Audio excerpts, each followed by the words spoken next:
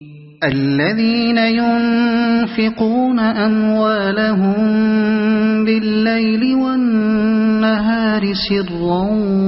وعلانية فلهم أجرهم عند ربهم ولا خوف عليهم ولا هم يحزنون۔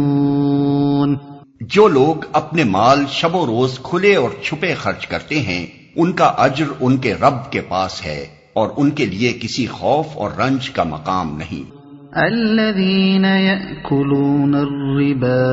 لا يقومون إلا كما يقوم الذي يتخبطه الشيطان من المس ذلك بأنهم قالوا إنما البيع مثل الربا وأحل الله البيع وحرم الربا فمن جاءه موعظة من ربه فانتهى فله ما سلف وأمره إلى الله ومن عاد فأولئك أصحاب النار هم فيها خالدون۔ مگر جو لوگ سود کھاتے ہیں ان کا حال اس شخص کا سا ہوتا ہے جسے شیطان نے چھو کر باولا کر دیا ہو، اور اس حالت میں ان کے مبتلا ہونے کی وجہ یہ ہے کہ وہ کہتے ہیں تجارت بھی تو آخر سود ہی جیسی چیز ہے، حالانکہ اللہ نے تجارت کو حلال کیا ہے اور سود کو حرام۔ لہذا جس شخص کو اس کے رب کی طرف سے یہ نصیحت پہنچے اور آئندہ کے لیے وہ سود خواری سے باز آ جائے تو جو کچھ وہ پہلے کھا چکا سو کھا چکا، اس کا معاملہ اللہ کے حوالے ہے، اور جو اس حکم کے بعد پھر اسی حرکت کا اعادہ کرے وہ جہنمی ہے جہاں وہ ہمیشہ رہے گا۔ مگر جو لوگ سود کھاتے ہیں، اصل میں لفظ ربا استعمال ہوا ہے جس کے معنی عربی میں زیادتی اور اضافے کے۔ اصطلاحاً اہل عرب اس لفظ کو اس زائد رقم کے لیے استعمال کرتے تھے جو ایک قرض خواہ اپنے قرضدار سے ایک طے شدہ شرح کے مطابق اصل کے علاوہ وصول کرتا ہے۔ اسی کو ہماری زبان میں سود کہتے ہیں۔ نزول قرآن کے وقت سودی معاملات کی اور شکلیں رائج تھیں، اور جنہیں اہل عرب ربا کے لفظ سے تعبیر کرتے تھے وہ یہ تھی کہ مثلاً ایک شخص دوسرے شخص کے ہاتھ کوئی چیز فروخت کرتا اور ادائے قیمت کے لیے ایک مدت مقرر کر دیتا۔ اگر وہ مدت گزر جاتی اور قیمت ادا نہ ہوتی تو پھر وہ مزید مہلت دیتا اور قیمت میں اضافہ کر دیتا۔ یا مثلاً ایک شخص دوسرے شخص کو قرض دیتا اور اس سے طے کر لیتا کہ اتنی مدت میں اتنی رقم اصل سے زائد ادا کرنی ہوگی۔ یا مثلاً قرض خواہ اور قرضدار کے درمیان ایک خاص مدت کے لیے ایک شرح طے ہو جاتی تھی،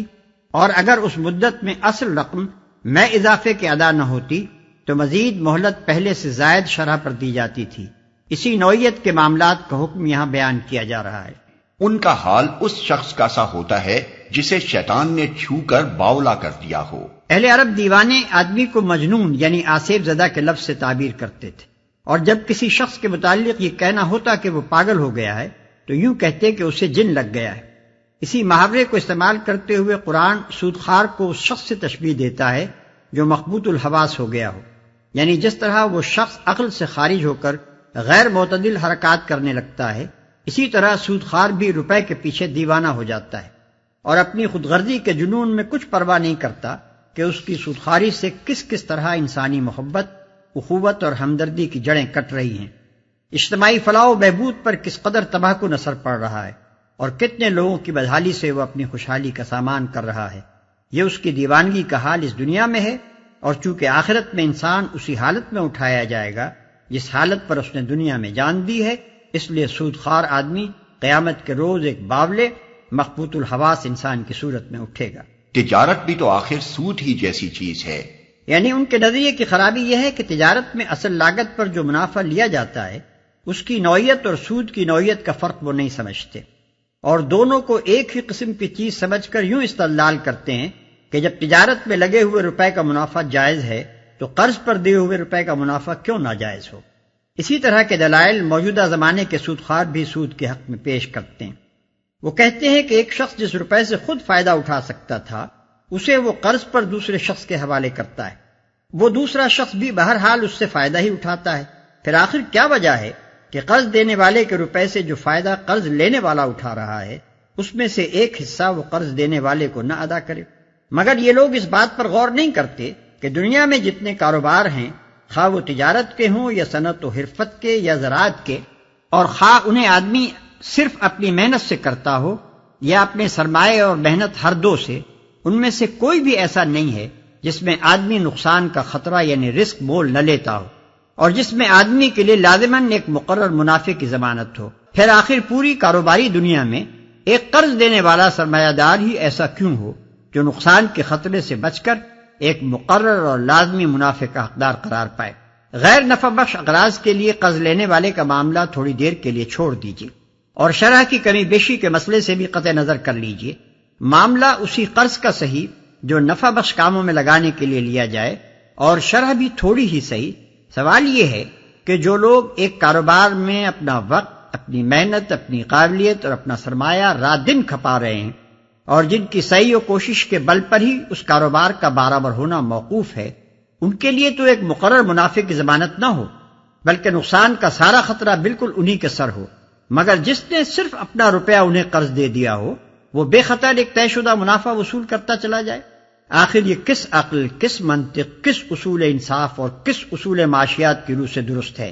اور یہ کس بنا پر صحیح ہے کہ ایک شخص ایک کارخانے کو 20 سال کے لیے ایک رقم قرض دے اور آج ہی یہ طے کر لے کہ آئندہ 20 سال تک وہ برابر 5% سالانہ کے حساب سے اپنا منافع لینے کا حقدار ہوگا،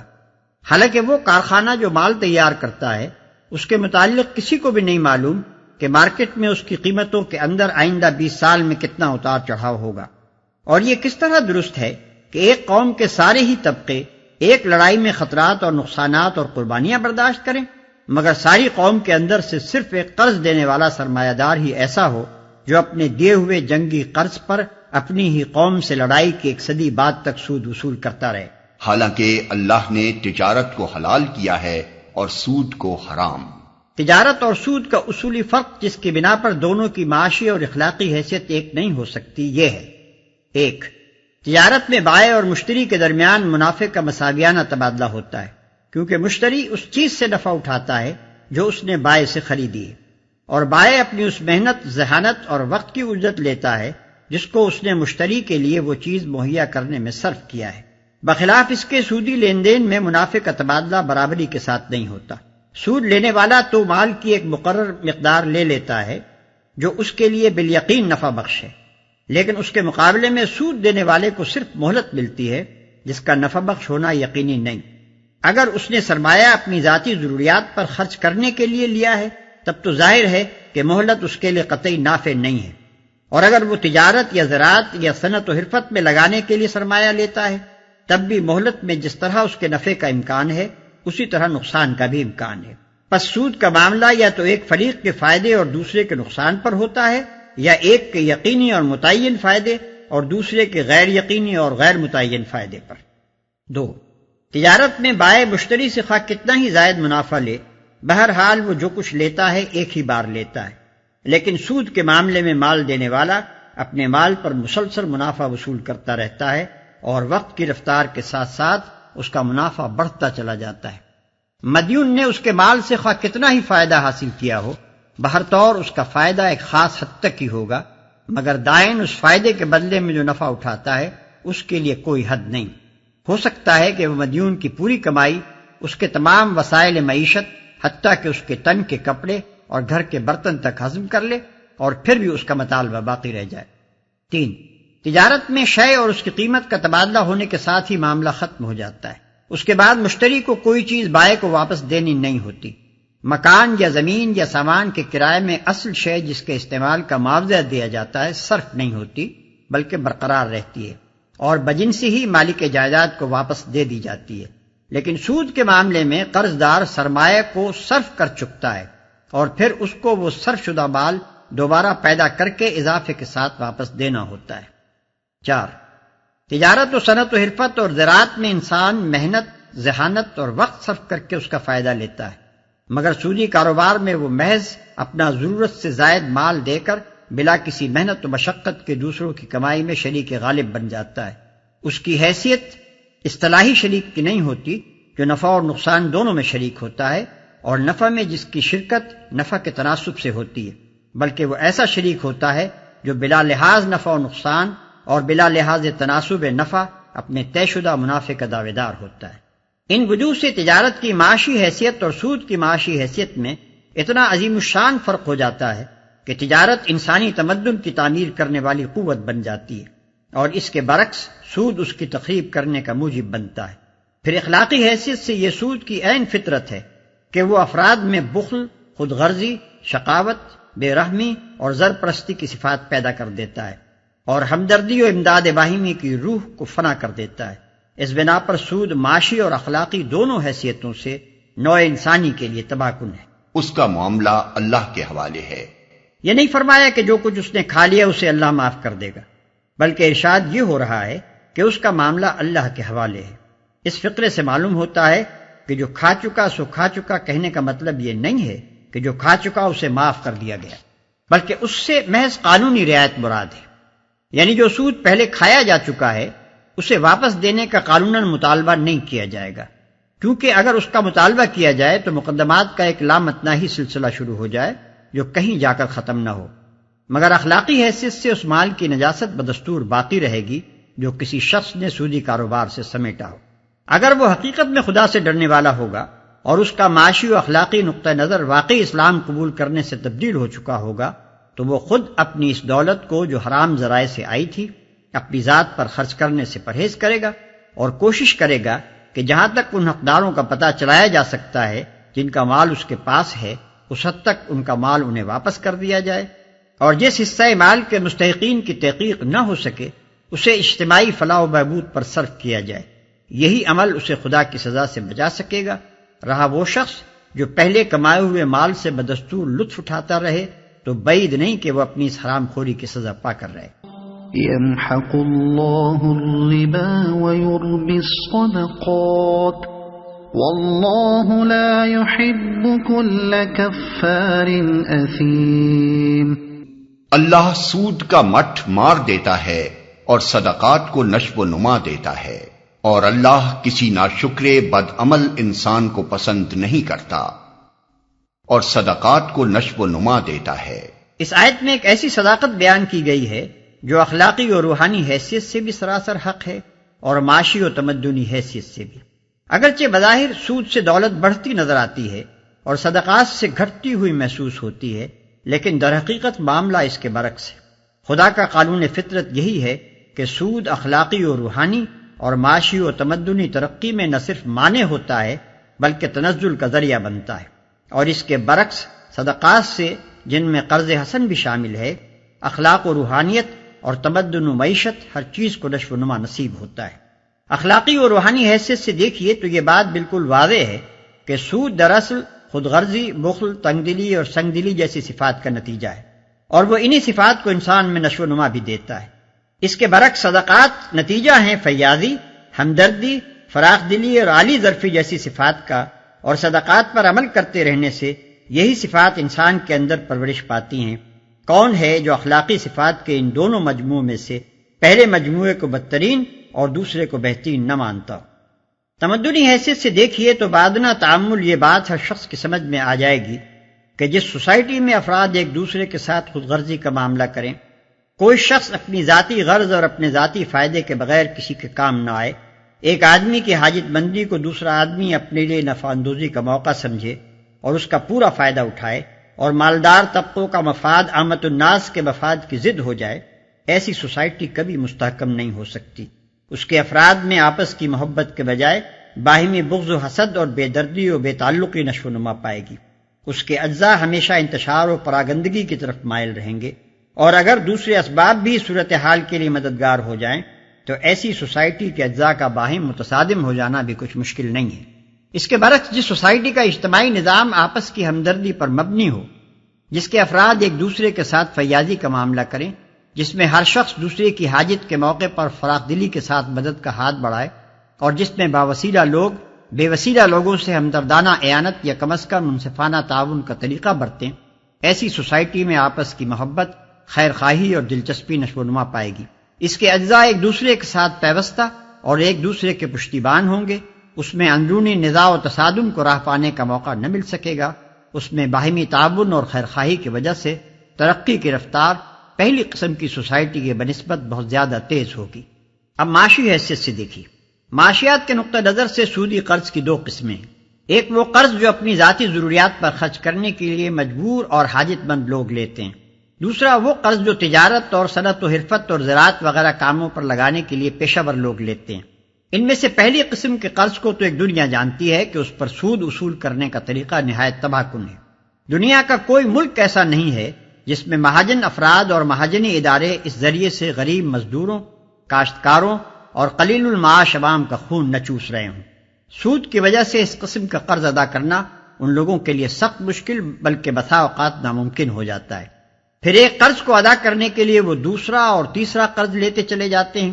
اصل رقم سے کئی گنا سود دے چکنے پر بھی اصل رقم جوں کی توں باقی رہتی ہے۔ محنت پیشہ آدمی کی آمدنی کا بیشتر حصہ مہاجن لے جاتا ہے اور اس غریب کی اپنی کمائی میں سے اس کے پاس اپنا اور اپنے بچوں کا پیٹ پالنے کے لیے بھی کافی روپیہ نہیں بچتا۔ یہ چیز رفتہ رفتہ اپنے کام سے کارکنوں کی دلچسپی ختم کر دیتی ہے، کیونکہ جب ان کی محنت کا پھل دوسرا لے اڑے گا تو وہ کبھی دل لگا کر محنت نہیں کر سکتے۔ پھر سودی قرض کے جال میں پھنسے ہوئے لوگوں کو ہر وقت کی فکر اور پریشانی اس قدر گھلا دیتی ہے اور تنگدستی کی وجہ سے ان کے لیے صحیح غذا اور علاج اس قدر مشکل ہو جاتا ہے کہ ان کی صحتیں کبھی درست نہیں رہ سکتی۔ اس طرح سودی قرض کا حاصل یہ ہوتا ہے کہ چند افراد تو لاکھوں آدمیوں کا خون چوس چوس کر موٹے ہوتے رہتے ہیں، مگر بحیثیت مجموعی پوری قوم کی پیدائش دولت اپنے امکانی معیار کی بنسبت بہت کھٹ جاتی ہے، اور معال کار میں خود وہ خون چوسنے والے افراد بھی اس کے نقصانات سے نہیں بچ سکتے، کیونکہ ان کی اس خود غرضی سے غریب عوام کو جو تکلیفیں پہنچتی ہیں ان کی بدولت مالدار لوگوں کے خلاف غصے اور نفرت کا ایک طوفان دلوں میں اٹھتا اور گھٹتا رہتا ہے، اور کسی انقلابی ہیجان کے موقع پر جب یہ آتش فشاں پھٹتا ہے تو ان ظالم مالداروں کو اپنے مال کے ساتھ اپنی جان اور آبرو تک سے ہاتھ دھونا پڑ جاتا ہے۔ رہا دوسری قسم کا قرض جو کاروبار میں لگانے کے لیے لیا جاتا ہے، تو اس پر ایک مقررہ شرح سود کے عائد ہونے سے جو بے شمار نقصانات پہنچتے ہیں، ان میں سے چند نمایاں ترین یہ ہیں۔ ایک، جو کام رائج الوقت شرح سود کے برابر نفع نہ لا سکتے ہوں، چاہے ملک اور قوم کے لیے کتنے ہی ضروری اور مفید ہوں، ان پر لگانے کے لیے روپیہ نہیں ملتا، اور ملک کے تمام مالی وسائل کا بہاؤ ایسے کاموں کی طرف ہو جاتا ہے جو بازار کی شرح سود کے برابر یا اس سے زیادہ نفع لا سکتے ہوں، چاہے اجتماعی حیثیت سے ان کی ضرورت اور ان کا فائدہ بہت کم ہو یا کچھ بھی نہ ہو۔ دو، جن کاموں کے لیے سود پر سرمایہ ملتا ہے، خواہ وہ تجارتی کام ہو یا صنعتی یا زراعتی، ان میں سے کوئی بھی ایسا نہیں ہے جس میں اس امر کی ضمانت موجود ہو کہ ہمیشہ تمام حالات میں اس کا منافع ایک مقرر میعاد مثلا 5، 6 یا 10% تک یا اس سے اوپر ہی رہے گا اور کبھی اس سے نیچے نہیں گرے گا۔ اس کی ضمانت ہونا تو درکنار، کسی کاروبار میں سرے سے اسی بات کی کوئی ضمانت موجود نہیں ہے کہ اس میں ضرور منافع ہی ہوگا، نقصان کبھی نہ ہوگا۔ لہذا کسی کاروبار میں ایسے سرمایہ کا لگنا جس پر سرمایہ دار کو ایک مقررہ شرح کے مطابق منافع دینے کی ضمانت دی گئی ہو، نقصان اور خطرے کے پہلوؤں سے کبھی خالی نہیں ہو سکتا۔ 3، چونکہ سرمایہ دینے والا کاروبار کے نفع و نقصان میں شریک نہیں ہوتا بلکہ صرف منافع، اور وہ بھی ایک مقرر شرح منافع کی ضمانت پر روپیہ دیتا ہے، اس وجہ سے کاروبار کی بھلائی اور برائی سے اس کو کسی قسم کی دلچسپی نہیں ہوتی۔ وہ انتہائی خود غرضی کے ساتھ صرف اپنے منافع پر نگاہ رکھتا ہے، اور جب کبھی اسے ذرا سا اندیشہ لاحق ہو جاتا ہے کہ منڈی پر کساد بازاری کا حملہ ہونے والا ہے تو وہ سب سے پہلے اپنا روپیہ کھینچنے کی فکر کرتا ہے۔ اس طرح کبھی تو محض اس کے خود غرضانہ اندیشوں ہی کی بدولت دنیا پر کساد بازاری کا واقعی حملہ ہو جاتا ہے، اور کبھی اگر دوسرے اسباب سے کساد بازاری آ گئی ہو تو سرمایہ دار کی خود غرضی اس کو بڑھا کر انتہائی تباہ کن حد تک پہنچا دیتی ہے۔ سود کے یہ 3 نقصانات تو ایسے سری ہیں کہ کوئی شخص جو علم المعیشت سے تھوڑا سا مس بھی رکھتا ہو ان کا انکار نہیں کر سکتا۔ اس کے بعد یہ مانے بغیر کیا چارہ ہے کہ فی الواقع اللہ تعالیٰ کے قانون فطرت کی روح سے سود معاشی دولت کو بڑھاتا نہیں بلکہ گھٹاتا ہے۔ اب ایک نظر صدقات کے معاشی اثرات و نتائج کو بھی دیکھ لیجیے۔ اگر سوسائٹی کے خوشحال افراد کا طریقہ کار یہ ہو کہ وہ اپنی حیثیت کے مطابق پوری فراخ دلی کے ساتھ اپنی اور اپنے اہل و عیال کی ضروریات خریدیں، پھر جو روپیہ ان کے پاس ان کی ضرورت سے زیادہ بچے اسے غریبوں میں بانٹ دیں تاکہ وہ بھی اپنی ضروریات خرید سکیں۔ پھر اس پر بھی جو روپیہ بچ جائے اسے یا تو کاروباری لوگوں کو بلا سود قرض دیں یا شرکت کے اصول پر ان کے ساتھ نفع و نقصان میں حصہ دار بن جائیں یا حکومت کے پاس جمع کر دیں کہ وہ اجتماعی خدمات کے لیے ان کو استعمال کرے۔ تو ہر شخص تھوڑے سے غور و فکر ہی سے اندازہ کر سکتا ہے کہ ایسی سوسائٹی میں تجارت اور صنعت اور زراعت ہر چیز کو بے انتہا فروغ حاصل ہوگا، اس کے عام افراد کی خوشحالی کا معیار بلند ہوتا چلا جائے گا اور اس میں بحیثیت مجموعی دولت کی پیداوار اس سوسائٹی کی بنسبت بدرجہ زیادہ ہوگی جس کے اندر سود کا رواج ہو۔ اور اللہ کسی ناشکرے بدعمل انسان کو پسند نہیں کرتا۔ ظاہر ہے کہ سود پر روپیہ وہی شخص چلا سکتا ہے جس کو دولت کی تقسیم میں اس کی حقیقی ضرورت سے زیادہ حصہ ملا ہو۔ یہ ضرورت سے زیادہ حصہ جو ایک شخص کو ملتا ہے قرآن کے نقطہ نظر سے دراصل اللہ کا فضل ہے، اور اللہ کے فضل کا صحیح شکر یہ ہے کہ جس طرح اللہ نے اپنے بندے پر فضل فرمایا ہے اسی طرح بندہ بھی اللہ کے دوسرے بندوں پر فضل کرے۔ اگر وہ ایسا نہیں کرتا بلکہ اس کے برعکس اللہ کے فضل کو اس غرض کے لیے استعمال کرتا ہے کہ جو بندے دولت کی تقسیم میں اپنی ضرورت سے کم حصہ پا رہے ہیں ان کے قلیل حصے میں سے بھی وہ اپنی دولت کے زور پر ایک ایک جز اپنی طرف کھینچ لے تو حقیقت میں وہ ناشکرا بھی ہے اور ظالم، جفاکار اور بدعمل بھی۔ ان الذين آمنوا وعملوا الصالحات واقاموا الصلاة وآتوا الزكاة لهم اجرهم عند ربهم ولا خوف عليهم ولا هم يحزنون۔ ہاں، جو لوگ ایمان لے آئیں اور نیک عمل کریں اور نماز قائم کریں اور زکوٰۃ دیں ان کا اجر بے شک ان کے رب کے پاس ہے اور ان کے لیے کسی خوف اور رنج کا موقع نہیں۔ اس رکوع میں اللہ تعالیٰ بار بار دو قسم کے کرداروں کو بالمقابل پیش کر رہا ہے۔ ایک کردار خود غرض، زر پرست، شائلاق قسم کے انسان کا ہے جو خدا اور خلق دونوں کے حقوق سے بے پرواہ ہو کر روپیہ گننے اور گن گن کر سنبھالنے اور ہفتوں اور مہینوں کے حساب سے اس کو بڑھانے اور اس کی بڑھوتری کا حساب لگانے میں منہمک ہو۔ دوسرا کردار ایک خدا پرست، فیاض اور ہمدرد انسان کا کردار ہے جو خدا اور خلق خدا دونوں کے حقوق کا خیال رکھتا ہو، اپنی قوت بازو سے کما کر خود کھائے اور دوسرے بندگان خدا کو کھلائے اور دل کھول کر نیک کاموں میں خرچ کرے۔ پہلی قسم کا کردار خدا کو سخت ناپسند ہے، دنیا میں اس کردار پر کوئی صالح سوسائٹی نہیں بن سکتی اور آخرت میں ایسے کردار کے لیے غم و اندوہ اور کلفت و مصیبت کے سوا کچھ بھی نہیں۔ بخلاف اس کے اللہ کو دوسری قسم کا کردار پسند ہے، اسی سے دنیا میں صالح سوسائٹی بنتی ہے اور وہی آخرت میں انسان کے لیے موجب فلاح ہے۔ يا أيها الذين آمنوا اتقوا الله وذروا ما بقي من الربا إن كنتم مؤمنين۔ اے لوگو جو ایمان لائے ہو، خدا سے ڈرو اور جو کچھ تمہارا سود لوگوں پر باقی رہ گیا ہے اسے چھوڑ دو اگر واقعی تم ایمان لائے ہو۔ فَإِن لَّمْ تَفْعَلُوا فَأْذَنُوا بِحَرْبٍ مِّنَ اللَّهِ وَرَسُولِهِ وَإِن تُبْتُمْ فَلَكُمْ رُءُوسُ أَمْوَالِكُمْ لَا تَظْلِمُونَ وَلَا تُظْلَمُونَ۔ لیکن اگر تم نے ایسا نہ کیا تو آگاہ ہو جاؤ کہ اللہ اور اس کے رسول کی طرف سے تمہارے خلاف اعلان جنگ ہے۔ اب بھی توبہ کر لو اور سود چھوڑ دو تو اپنا اصل سرمایہ لینے کے تم حقدار ہو۔ نہ تم ظلم کرو نہ تم پر ظلم کیا جائے۔ اللہ اور اس کے رسول کی طرف سے تمہارے خلاف اعلان جنگ ہے۔ یہ آیت فتح مکہ کے بعد نازل ہوئی اور مضمون کی مناسبت سے سلسلہ کلام میں داخل کر دی گئی۔ اس سے پہلے اگرچہ سود ایک ناپسندیدہ چیز سمجھا جاتا تھا مگر قانوناً اسے بند نہیں کیا گیا تھا۔ اس آیت کے نزول کے بعد اسلامی حکومت کے دائرے میں سودی کاروبار ایک فوجداری جرم بن گیا۔ عرب کے جو قبیلے سود کھاتے تھے ان کو نبی صلی اللہ علیہ وسلم نے اپنے امال کے ذریعے سے آگاہ فرما دیا کہ اگر اب وہ اس لین دین سے باز نہ آئے تو ان کے خلاف جنگ کی جائے گی۔ نجران کے عیسائیوں کو جب اسلامی حکومت کے تحت اندرونی خود مختاری دی گئی تو معاہدے میں یہ تصریح کر دی گئی کہ اگر تم سودی کاروبار کرو گے تو معاہدہ فسخ ہو جائے گا اور ہمارے اور تمہارے درمیان حالت جنگ قائم ہو جائے گی۔ آیت کے آخری الفاظ کی بنا پر ابن عباس، حسن بصری، ابن سیرین اور ربیع بن انس کی رائے یہ ہے کہ جو شخص دارالاسلام میں سود کھائے اسے توبہ پر مجبور کیا جائے، اور اگر باز نہ آئے تو اسے قتل کر دیا جائے۔ دوسرے فقہا کی رائے میں ایسے شخص کو قید کر دینا کافی ہے، جب تک وہ سود خواری کو چھوڑ دینے کا عہد نہ کرے اسے نہ چھوڑا جائے۔ وَإِن كَانَ ذُو عُسْرَةٍ فَنَظِرَةٌ إِلَى مَيْسَرَةٍ وَأَن تَصَدَّقُوا خَيْرٌ لَكُمْ إِن كُنتُمْ تَعْلَمُونَ۔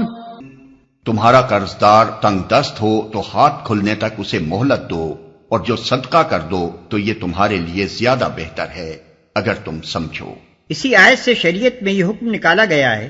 کہ جو شخص ادائے قرض سے عاجز ہو گیا ہو، اسلامی عدالت اس کے قرض خواہوں کو مجبور کرے گی کہ اسے مہلت دیں، اور بعض حالات میں وہ پورا قرض یا قرض کا ایک حصہ معاف بھی کرانے کی مجاز ہوگی۔ حدیث میں آتا ہے کہ ایک شخص کے کاروبار میں گھاٹا آ گیا اور اس پر قرضوں کا بار بہت چڑھ گیا۔ معاملہ نبی صلی اللہ علیہ وسلم کے پاس آیا۔ آپ نے لوگوں سے اپیل کی کہ اپنے اس بھائی کی مدد کرو، چنانچہ بہت سے لوگوں نے اس کو مالی امداد دی، مگر قرضے پھر بھی صاف نہ ہو سکے۔ تب آپ نے اس کے قرض خواہوں سے فرمایا کہ جو کچھ حاضر ہے بس وہی لے کر اسے چھوڑ دو، اس سے زیادہ تمہیں نہیں دلوایا جا سکتا۔ فقہا نے تصریح کی ہے کہ ایک شخص کے رہنے کا مکان، کھانے کے برتن، پہننے کے کپڑے اور وہ آلات جن سے وہ اپنی روزی کماتا ہو کسی حالت میں قرق نہیں کیے جا سکتے۔ وَاتَّقُوا يَوْمًا تُرْجَعُونَ فِيهِ إِلَى اللَّهِ ثُمَّ تُوَفَّى كُلُّ نَفْسٍ مَا كَسَبَتْ وَهُمْ لَا يُظْلَمُونَ۔ اس دن کی رسوائی و مصیبت سے بچو جبکہ تم اللہ کی طرف واپس ہوگے، وہاں ہر شخص کو اس کی کمائی ہوئی نیکی یا بدی کا پورا پورا بدلہ مل جائے گا، اور کسی پر ظلم ہرگز نہ ہوگا۔